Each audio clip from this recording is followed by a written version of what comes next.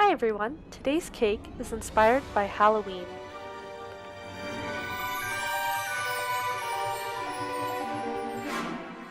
As always, I start my process out with a sketch.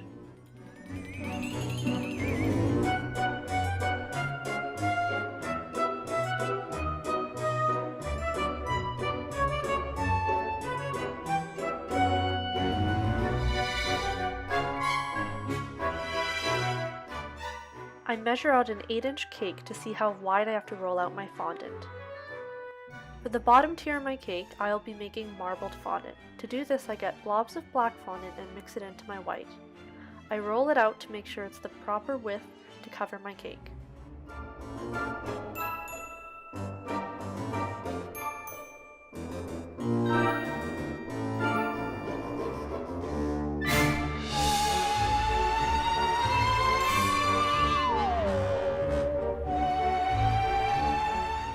With a scribe tool, I will poke out the air bubbles on top of the cake.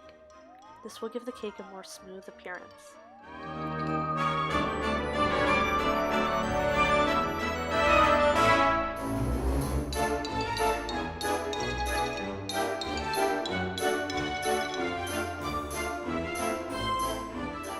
I will now measure straws to put support in the bottom tier of the cake.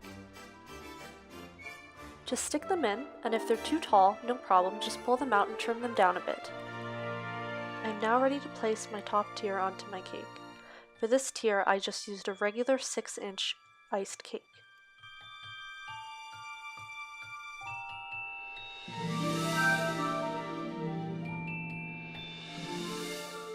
Now that my cake is constructed, I can begin working on the brain.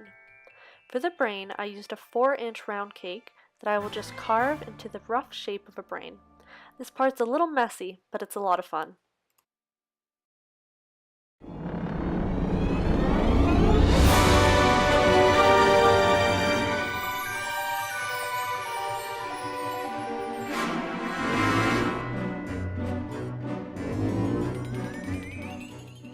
Now that my brain has been carved into its proper shape, I'm going to roll out some pink fondant to cover it.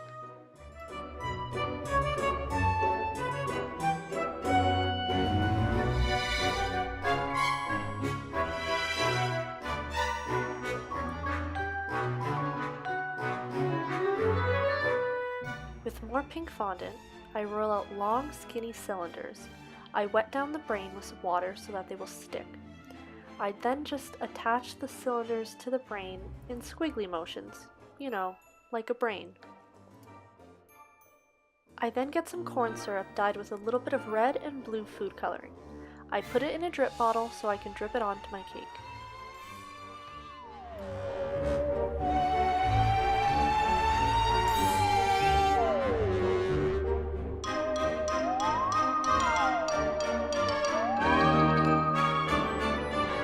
I am now ready to attach the brain to the top of the cake.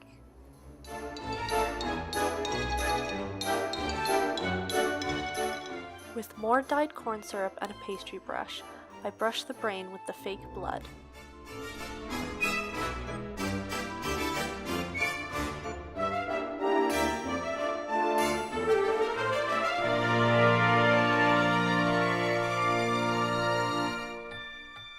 What a bloody mess.